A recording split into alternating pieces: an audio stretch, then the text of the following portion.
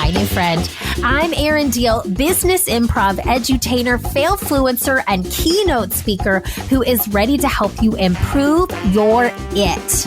It being the thing that makes you, you. So think of me as your keeping it real professional development bestie who is here to help you develop yourself into the best version of you possible so you can develop your team and lead with intentionality, transparency, and authenticity. Oh, and did I mention we're improving your it through play? That's right. I'm an improvisational comedy expert who uses experiential learning to help you have your aha, ha ha moments. Those are the moments when the light bulb goes off and you're laughing at the same time. So grab your chicken hat, your notebook, and your inner child because I'm going to take you on a journey that is both fun and transformative. Welcome to the Improve It podcast.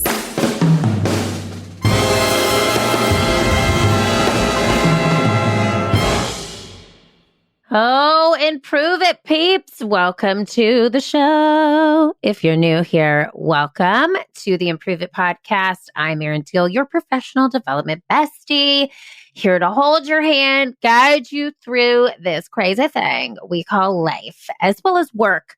So let's get right into it. Today's show is all about 7 ways to practice self-love. Let me know if this sounds like you, okay? You're in a funk.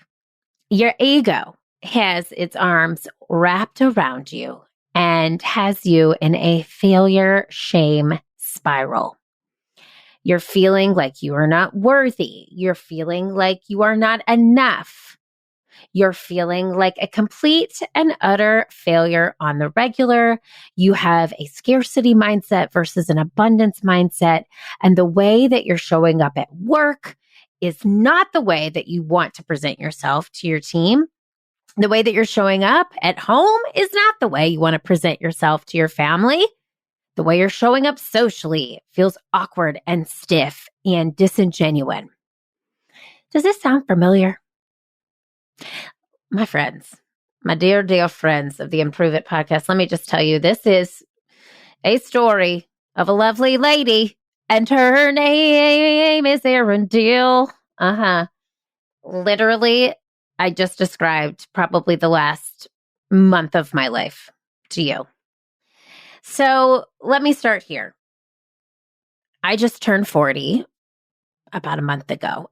When I'm recording this, it was a month ago. When you're listening to this, it was probably 2 months ago. You didn't send me a present. That's okay. If you leave a 5-star Apple review on iTunes, that's all I need. That's all I need. All I need. I digress. Okay. So for my 40th birthday, my husband purchased me an Apple Watch. Now, I have been a Fitbit fan for years. And I'm telling you, this is like the oldest school Fitbit. I just love it. It's small, it's compact. All it has is the amount of steps on it. And that's all I really need to know. I didn't have the heart rate monitor thing. I just had the number of steps. And my type A self was always like, can I get 12,000? I'm going to walk back and forth down the hallway before I go to bed to make sure I'm at 12,000. Okay, that's how much I loved this Fitbit.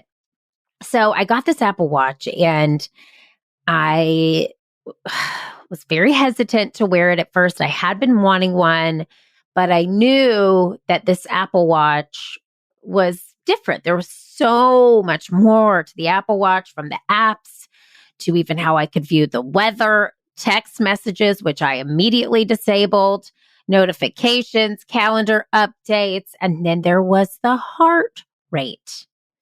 Beats per minute.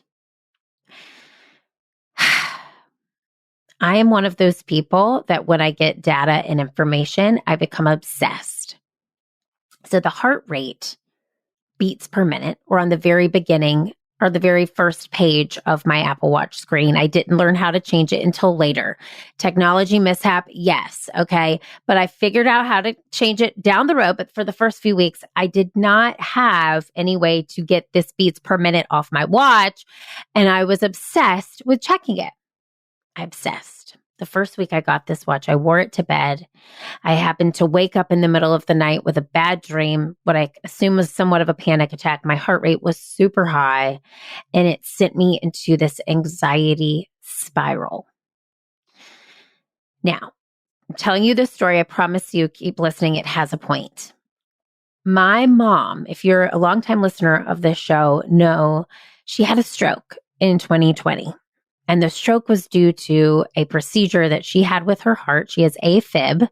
She's having a routine procedure. She had a blood clot that went to her brain, and that caused a stroke and then a series of strokes.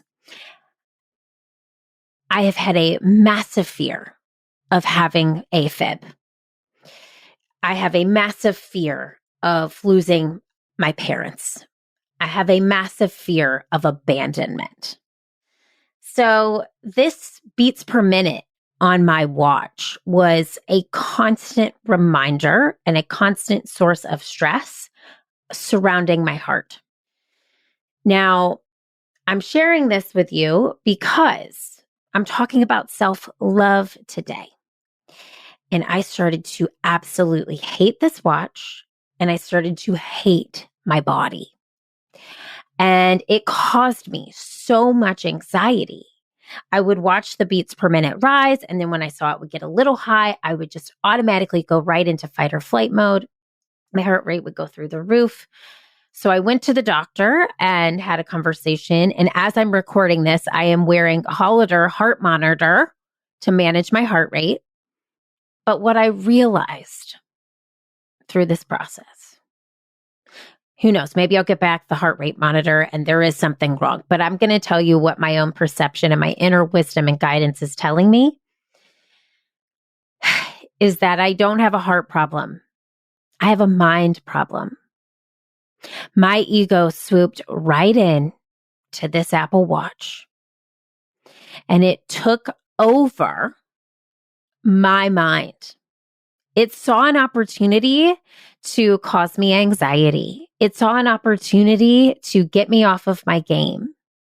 It saw an opportunity to allow fear to drive my day-to-day versus love. And it did. For 3 full weeks, I sat in anxiety.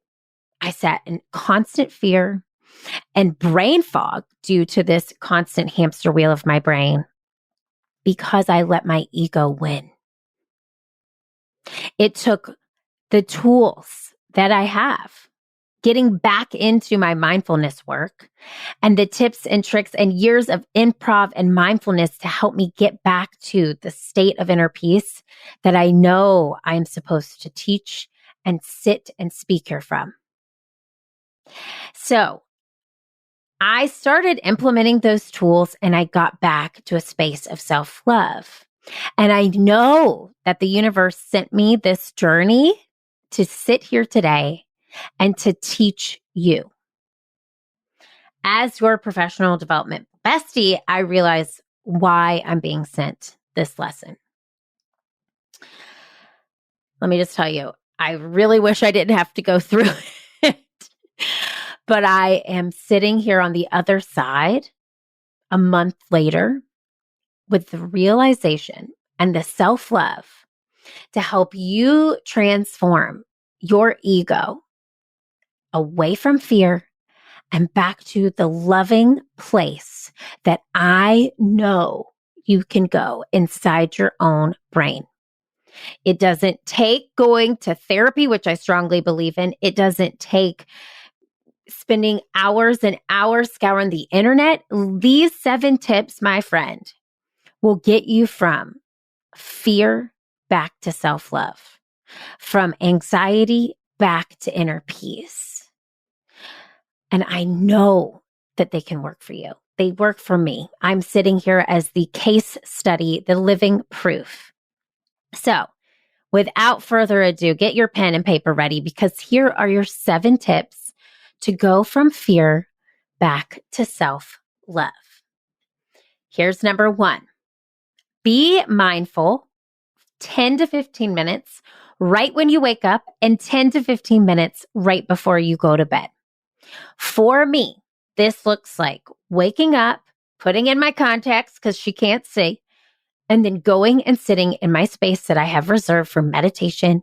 I am reading A Course in Miracles right now, which is a metaphysical text, and it is a beautiful course. It's very long. So I spend about 10 minutes reading, and then I spend about 10 minutes journaling every morning. I journal now before I go to bed to get any anxieties out on the paper, to think about the wins and the things that I'm grateful for throughout the day that had just ended. And I think ahead to the day that's coming for the wins that I want to have take place. These 10 to 15 minutes make or break the way I start my day, and they affect my night, truly. It's in those 15 minutes before I go to bed that I ask for inner peace, to get a good night's rest, to feel great when I wake up the next day. So that's tip 1. Be mindful when you wake and when you go to bed. Tip 2 is to hydrate. This is your friend telling you to get some water right now. Okay, if you think that you're drinking enough water, drink more. I hate water. I'm just going to tell you, I hate it. We had Kara Golden on this show. She is the founder of Hint Water. And she also hated water. So I know I'm not alone in this journey. And she created Hint Water to help people drink more water. It's fruit infused water with no artificial sweetener. Pro tip. If you don't like water, get some Hint Water, pour a tiny little bit in your normal water. It will help you tremendously drink more water. Pro tip again, get a large water cup. I'm sitting here with my huge teal Yeti that has a straw. For me, having a plastic straw just makes it easier to drink. It makes my water stay cold because I like cold water. And it really helps me remind myself, okay, you need to have this with you at all times. My friend and listener and neighbor of this show, Andy Mealy, is the former U.S. hockey captain for the Olympics. That's right, the U.S. Olympics. And him and I had a conversation about just overall health and my anxiety. And his first question was, are you drinking enough water? He turned me on to this brand called Liquid IV, which is a little supplement pack to help you get more nutrients and hydration into your day. So now I am starting every morning by filling a 16-ounce glass of water with the Liquid IV to get myself hydrated from the get-go. And we will link to that in the show notes. They are not a sponsor, but Liquid IV, what's up? I would be. Y'all are amazing. Okay. Tip 3. Work in an environment that inspires you. So perhaps you're listening to this show right now on a lunch break and you have to go back to the office with the fluorescent lighting and the brown beige walls. Take your laptop and go sit in a coffee shop. For me, right now, it is the most beautiful time of year. I live in Charleston, South Carolina, and I cannot be outside enough. In fact, I was somewhat annoyed. I had to leave my little perch out on my back porch to come inside to record this. I love y'all, but that's where I'm at. I love being outside. I love sunshine. I love vitamin D. I like hearing birds chirping. So for me, if I get a chance to sit outside and work, not in direct sun, because you can't see your screen, but outside where I have some shade, that's where I thrive. So find a space that inspires you and work from there. It's going to bring you back to your inner peace and it's going to feel so good. You're going to enjoy working more, which is bringing more love and positivity to your day today. So try that. Try that. Okay. Step 4, take breaks or you will break. Throughout the workday, we can get so sucked in to our Slack channels, our team messaging, our emails, our Instagram, our LinkedIn. We'll scroll TikTok.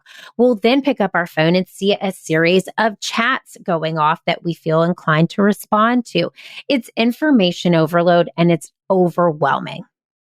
If we don't take a break, we will break. I saw this tip recently from one of our previous guests on the show, Kim Scott, who is the author of Radical Candor. And she had this tip on her Instagram, which said, set a timer for 25 minutes. After the 25 minutes is over, get up, take a 5-minute break, come back and start a new 25 minutes. You're giving yourself moments to enjoy life. You're getting away from your screen. Those moments for me are the moments where the magic happens, where I actually think more clearly. You can go for a quick walk. You can play with your pet. You can listen to a podcast. You can listen to an amazing playlist.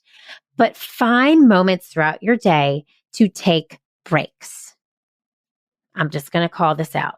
I love him. I love my husband, and he has a fantastic job. However, he said to me the other day, oh, I got outside for 8 minutes. 8 minutes. That made me so sad. This was during the workday. Finding time in your day to take a break is crucial to loving yourself more. It's crucial to loving the people you serve more. Now, if you're listening and you are anyone in the medical profession, I understand how hard this is. If you work from home and you have the ability to take 5-minute breaks here and there, I want you to start implementing this right away. It is going to change the way you feel. All right, here is tip 5. Fuel your body. I'm going to tell you this. Listen, this right here, when people say, oh, put fuel in your body, eat healthy, blah, blah, blah, it really matters. It really matters. When I was going through, let's just call it the attack of my watch, okay? I don't know if I like that title. We'll workshop it.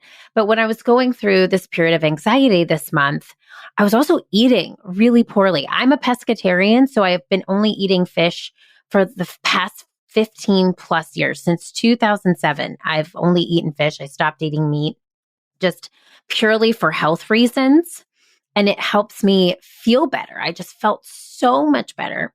And I typically eat really healthy Monday through Friday, just because I know I need to be at optimal capacity in my brain. I need to have the proper things in my body in order to give you the proper output, right? This period, I was on vacation for a week in Costa Rica, which was completely amazing. Jumped off a 40-foot cliff. Yes, she did. But I was also eating really poorly. And when I say poorly for me, that's a lot of processed foods, chips, fries, carbs, ice cream, sweets, all the things that are great in moderation, but I was eating them in excess. And I have to tell you, my anxieties peaked. And I just didn't feel as energetic as I normally do. So I've really listened to my body, and part of loving ourselves is really listening and honoring what our body needs. And I know for me that complex carbs really play a toll on my mental health. The sugar causes my anxiety to spike. This is true. This is not diagnosed by a doctor. This is literally how I feel in my own skin.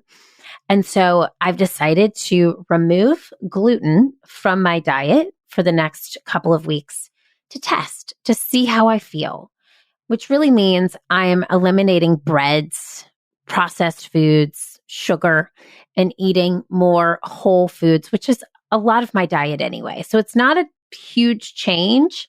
I am eating things like gluten-free crackers and gluten-free bread, but I am removing the gluten in there and really trying to focus on my health, my overall health, to help myself function at the level that I need to function at.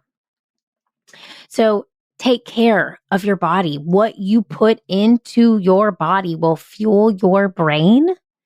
So think about that. Every time you go to pick up something that is not going to give you the energy that you need, especially if you're trying to help overcome something like anxiety or fear, it's huge. So that's number 5. Number 6, and we need to do an entire episode on this, is to set boundaries with your time. Again, When you are in this place of fear and you're in a fear scarcity mindset versus abundance, a lot of times we feel overwhelmed and we say yes to things that are not really yeses in our mind. They feel more like an obligation to say yes to it. If it is not a hell yes for you, then it is a hell no. Period. For example, this past weekend, we had a jam-packed weekend, two birthday parties, a really fun day on the water with some friends. And I got invited to a happy hour on Sunday. And I love this person who asked me to go to her house and to her home, who was making it an awesome girls' night or afternoon on a Sunday. And let me just tell you, the FOMO was real, but I knew after the weekend that I had that there would be no energy left and that I needed that time and that space to sit, to be, to plan my week, and to just allow myself downtime. So really listen to what your body is saying. And if your body is saying, please don't go, please stay at home, please press pause, set that boundary. And no one is going to be upset. Trust me, from years of people pleasing, they'll miss you. They'll wish you were there, but you are going to be happier. And that's what self-love is all about. Taking care of you so you can take care of the priorities in your life. Finally, here is tip number 7, strong evening routine. Now, we have an entire episode on the show for you all about an evening routine. I'm pulling it up for you right now because I have to tell you, this episode is huge. This is honestly one of my favorite episodes of the show, including our morning routine episode, which is in one of the very beginning episodes. It matters. The way you start and end your day is so important. So this episode is episode 186, your evening routine, an essential 5-step guide for busy leaders. So check that out. It's 2 episodes from this one. So let me say this. Listen to that episode in full and also include in that a look in the mirror and an opportunity at the end of the day to tell yourself, I see you and I love you. This simple act just reaffirms to yourself that you are in a space of being, that you are in a space of allowing, that you are in tune and listening and connecting with your inner guide and being a space and a place for you to receive information that can help guide you through your day to come. So let me recap these. Number 1, be mindful right when you wake and right before you go to bed. Step 2, this is step 2 and how to practice self-love. Make sure you are properly hydrating. Step 3, work in an environment that inspires you. Get outside, go to a coffee shop, go to a co-working space, but be inspired as you work. Step 4, make sure you are taking breaks and listening to your body throughout the day. Step 5, fuel your body with what your body in particular needs in order to perform at its optimal peak. Number 6, set boundaries with your time. And number 7, have a solid evening routine. Episode 186 of this show is going to guide you step by step in that.